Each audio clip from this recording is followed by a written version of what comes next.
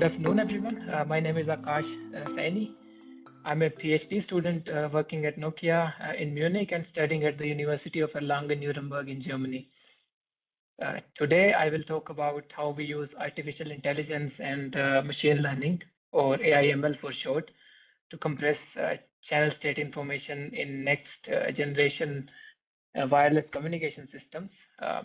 Basically, we are finding smarter ways to reduce the huge amount of CSI feedback overhead in uplink control information without compromising performance.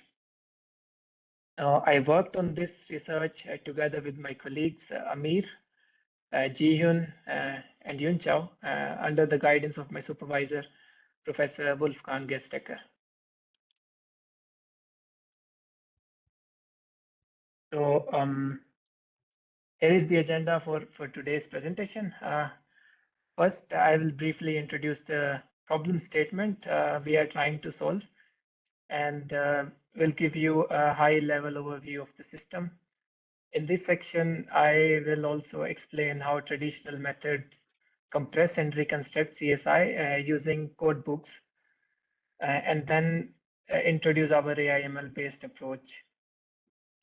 Now, next, we will discuss AIML-based CSI compression method that takes advantage of patterns in spatial and frequency domains of CSI.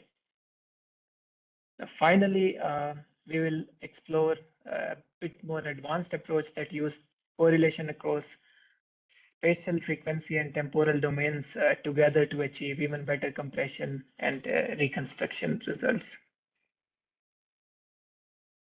So in wireless communication systems, the base station and the user equipments need to share the channel information with each other.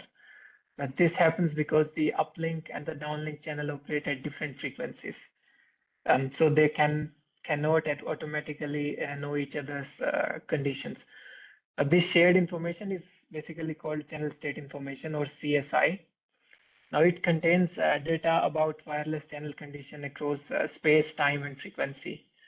The base station needs this CSI to calculate how to send signals effectively and to reduce the interference when serving multiple users simultaneously. However, there is a major challenge.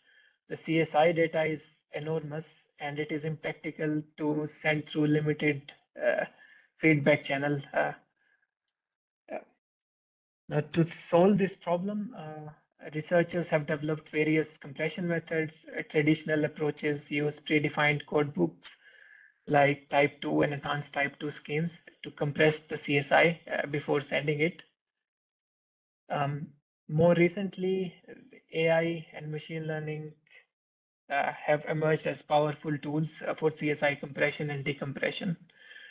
In fact, this has become one of the primary application of AIML in next generation wireless system beyond 5G. Now, let me walk you through the system model, which you can see a figure on the right. So our setup includes a single base station equipped with NTX dual polarized antenna, serving 4 user equipments. Each user equipment also has NRX dual polarized antenna. In this system, the mobile users move through the cell at different speeds, which creates a realistic channel condition. And we model these changing wireless channels using the standard 3GPP urban macro channel models. Mathematical mathematical equation is shown as here in equation 1, which describes what each the equation has 3 main components, and the equation describes what each mobile user receives. So the first component is the desired signal intended for the user. The second interference from the signal meant for the other users, and the third one is the noise that gets filtered through the system's combiner. Now, the figure on the right shows the uncompressed CSI feedback, and these are singular vectors that span across space, time, and frequency dimension. Now, to create the optimal precoder for each user, the base station needs the dominant right singular vectors or the channel eigenvectors from each user's channel.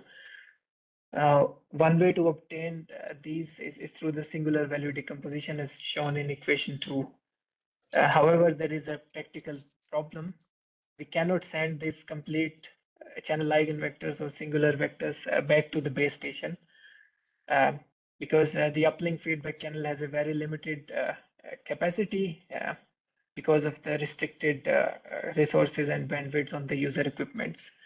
Now, instead, researchers use a clever approximation method. They try to estimate the singular vectors using a combination of L predefined code words from a code book. Now, a standard approach, a researcher uses a discrete Fourier transform or DFT-based code book where each code words come from an oversampled DFT basis. Now, each code word can be scaled by coefficient A to better match the actual channel eigenvectors. However, this approximation isn't perfect because our code book has a limited size and the vector E represents the error, the information that our selected code words could not capture. The final codebook contains two parts, the scaling coefficients, and then also the indices for the code words.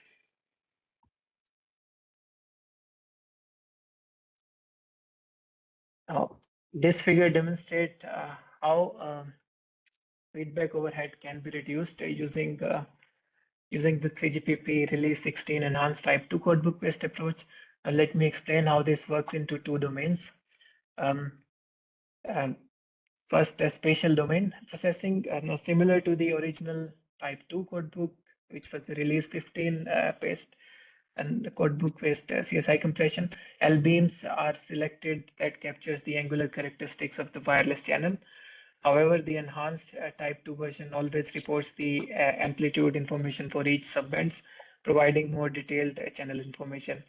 Now, the frequency domain processing or frequency domain compression, a delay matrix FL is introduced that effectively maps the phase information across all NSP subbands using only MV basis vector, where MV basis vector is basically less than NSP. This means the amplitude and phase information of all beams across all subbands can be represented in the matrix WSP using just MV or MNU inverse DFT vectors. Now, what is the key advantage in this approach?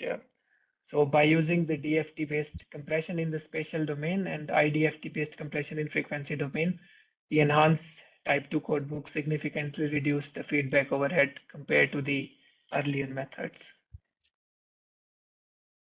Now we come to the AIML-based compression approach. So in this figure basically illustrates a two-sided AIML approach for CSI compression and the reconstruction.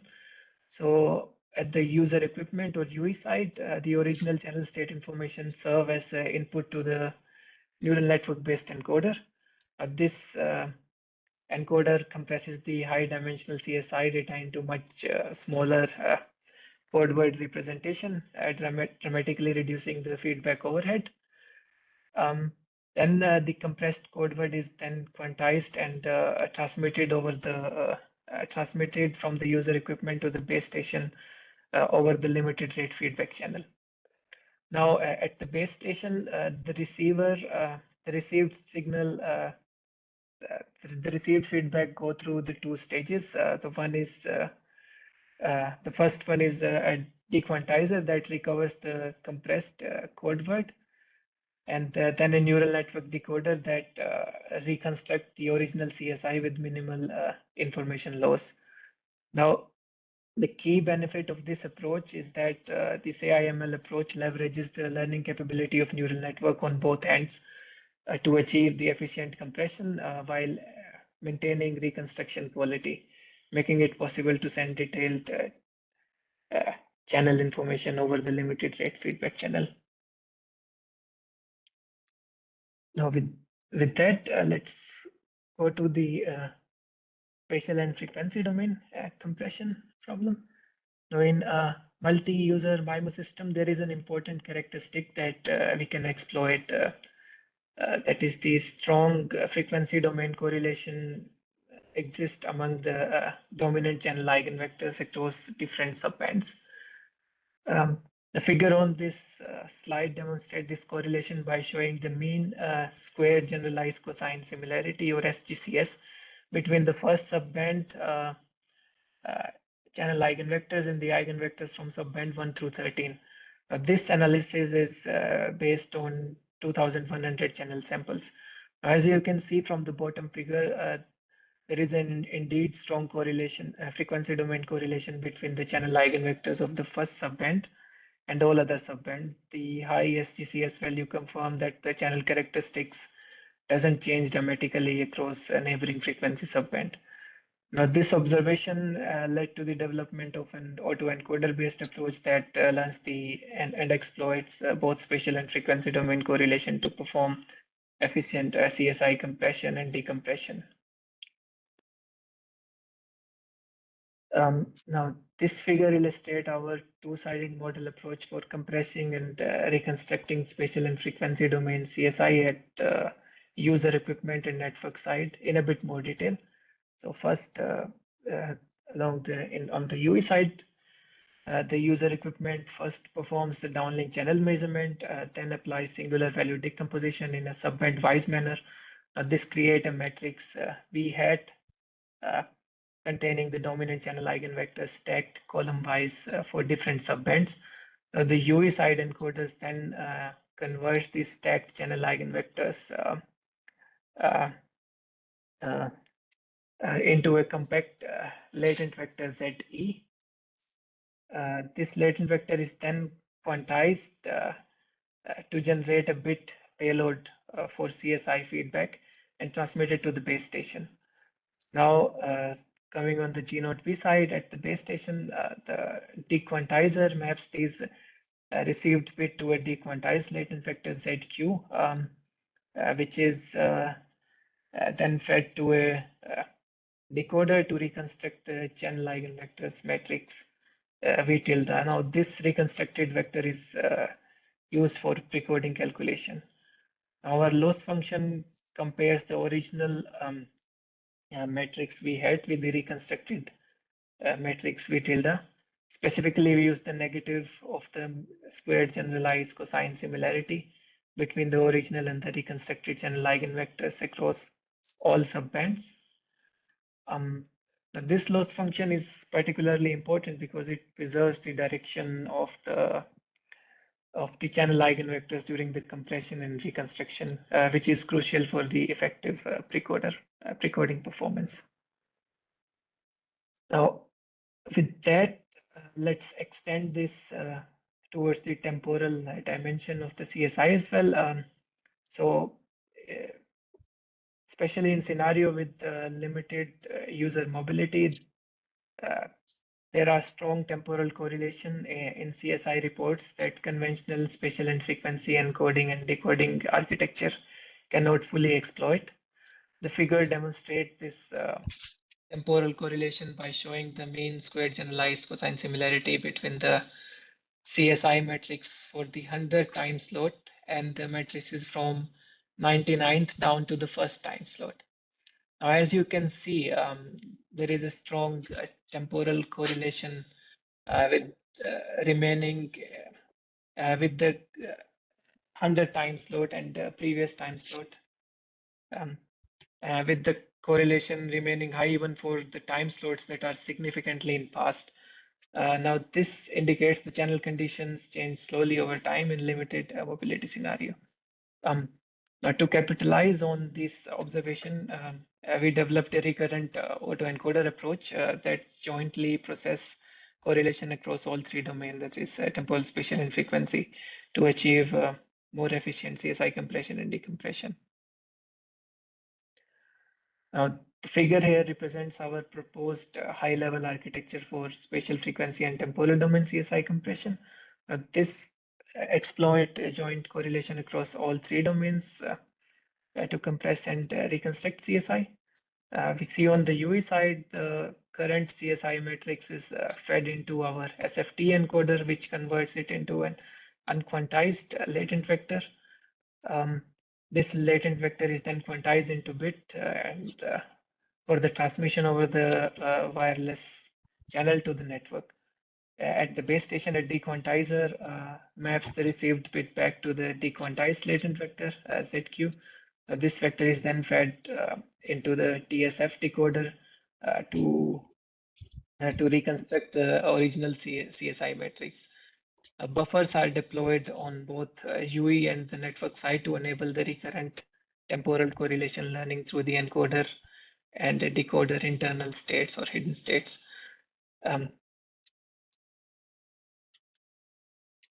Now let me explain our experimental setup and training methodology. So for the dataset generation, the table on the right shows the system level parameters we use to generate both training and test dataset for model training and validation. The loss function for training our model, we use the negative of the mean SGCS calculated across both subband and temporal samples. Now this loss function compares the original CSI with the reconstructed CSI, ensuring that our model preserves the essential directional characteristics of the precoder during the compression and reconstruction. The overhead calculation, the CSI feedback overhead in bits can be calculated based on two key factors. The dimension of the latent vectors denoted by LTIM, and then the number of quantization bit used. Smaller latent dimension or fewer quantization bit reduces the overhead, but may impact reconstruction quality. During training, we employ a straightforward uniform scalar quantization approach, and also during the inference. The point is that we do quantization aware training of this encoder and decoder.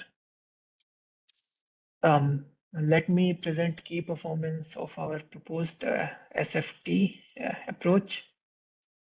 So our SFT approach matches the performance of PGPP release 16 enhanced type 2 codebook based method while requiring 50 to 170 fewer overhead bits per CSI reports.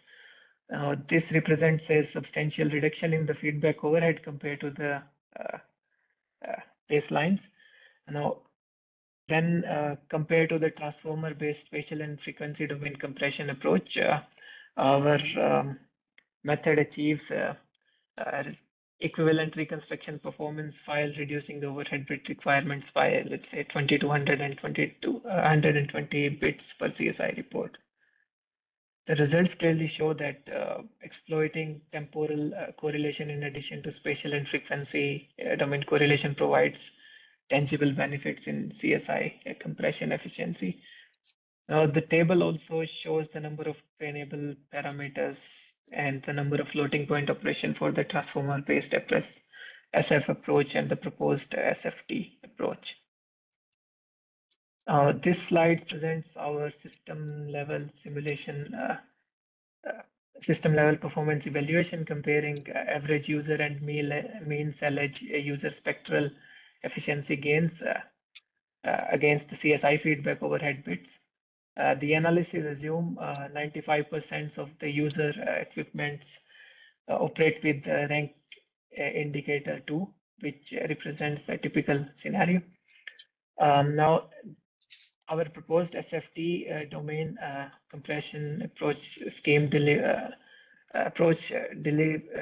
impressive throughput gains. Specifically, we achieve from 7.5 to 15% throughput improvement over the release 16 enhanced type 2 codebook and 7.5 to 10% improvements over the transformer-based special frequency domain CSI compression approach for a given number of CSI feedback overhead bits per uplink control information transmission. Now, the cell edge performance, the benefits are even more pronounced for cell edge users who typically experience the most challenging channel condition. We observe 10 to 15% cell edge throughput gains over the release 16 enhanced type 2 codebook and 7 to 12% gains over the transformer-based SF domain compression, again for the same overhead budget. Another important aspect, we see that our proposed approach maintains its performance benefits even in a higher overhead regime, such as more than 400 bits, unlike the enhanced type 2 and transformer-based method, which show the performance saturation at a higher overhead level. Now, with that, let me summarize the key finding and some future direction from our research on spatial frequency and temporal domain CSI compression. So performance benefit by exploiting the temporal domain correlation on top of spatial and frequency domain correlation, our approach provides significant gains in terms of reduced overhead per CSI report while achieving the same target performance level. The system level validation, these compression gains have been validated not just in terms of the reconstruction accuracy, but also through comprehensive system level performance metrics. An interesting additional capability of our SFT domain approach is that it can be adapted for joint compression and prediction tasks. It's just a matter of changing the loss function. Now, however, there is still a need to develop a less complex CSI compression model for SFT domain compression. While the current approach shows the excellent performance, reducing computational complexity would make it more practical for real-world deployment in a resource-constrained UEs. That I would like to conclude. Thank you.